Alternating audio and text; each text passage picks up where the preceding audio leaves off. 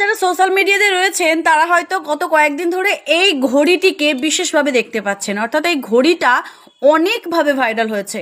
কিন্তু এই ঘড়িটার মধ্যে এমন কি আছে যার জন্য ঘড়িটা এত ভাইরাল? তো আজকে সেই বিষয়ে কিছু আলোচনা করার জন্য এই ভিডিওটা তৈরি করছি। অবশ্যই এই ঘড়িটা সম্পর্কে সবাই জানুন এবং পারলে এই ধরনের ঘড়ি আপনারাও নিজেদের বাড়িতে রাখুন, কেননা আমাদের শিক্ষা, সংস্কৃতি, আমাদের শাস্ত্র, আমাদের তত্ত্ব, এই বিষয়ে আমাদের জ্ঞান থাকাটা ভীষণভাবে দরকার। আর এই ঘড়িটা আমাদের সেই সম্পর্কে আরও সঠিক ধারণা দেওয়ার জন্য একদম পারফেক্ট। তো চলুন একটু আলোচনা করা যাক কি আছে এই ঘড়ির মধ্যে। তো ঘড়িতে প্রতি কাঁটাতে, অর্থাৎ 1 থেকে 12 নম্বর প্রতিটা কাঁটাতে এক একটা জিনিস লেখা রয়েছে। জিনিসগুলো কি কি?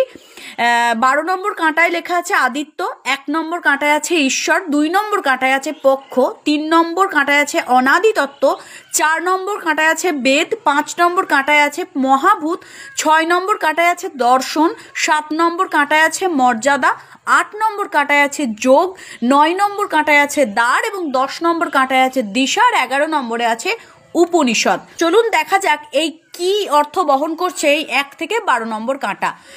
1 হচ্ছে ঈশ্বর বা পরম ব্রহ্ম, যার কোনো বিকল্প বা যার কোনো শাখা প্রশাখা হয় না। ঈশ্বরকে এখানে পরম ব্রহ্ম এবং একাকার চিত্তকেই বোঝানো হয়েছে। 2 হচ্ছে পক্ষ, সবাই জানেন শুক্লপক্ষ আর কৃষ্ণপক্ষ, 2টি পক্ষ। 3 হচ্ছে অনাদি তত্ত্ব, পরমাত্মা, জীবাত্মা আর প্রকৃতি। বেদ হচ্ছে 4 বেদ, ঋগ্বেদ, সামবেদ, যজুর্বেদ আর অথর্ববেদ।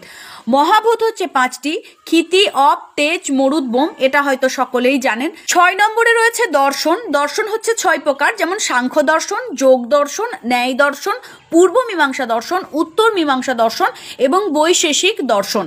7 হচ্ছে মর্যাদা বা সপ্ত মহা অপরাধ। এই সপ্ত মহা অপরাধ কি কি? চুরি, ব্যভিচার, হত্যা, ভ্রূণ নিধন, অগ্নিসংযোগ, মদ্যপান আর অশ্লীলতা বা অসততা, যে সমস্ত বিষয় নিয়ে কিন্তু আমি আমার প্রত্যেক দিনের ভিডিওতে আলোচনা করে থাকি। আর 8 নম্বর হচ্ছে যোগ। এই যোগটা কি কি? যম, নিয়ম, আসন, প্রাণায়াম, প্রত্যাহার, ধারণা, ধ্যান এবং সমাধি।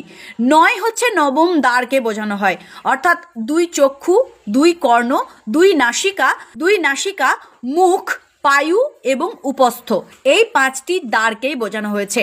দিশা হচ্ছে 10, আপনারা প্রত্যেকেই জানেন, পূর্ব, পশ্চিম, উত্তর, দক্ষিণ, ঈশান, অগ্নি, নৈঋত, বায়ু, ঊর্ধ্ব আর অধ।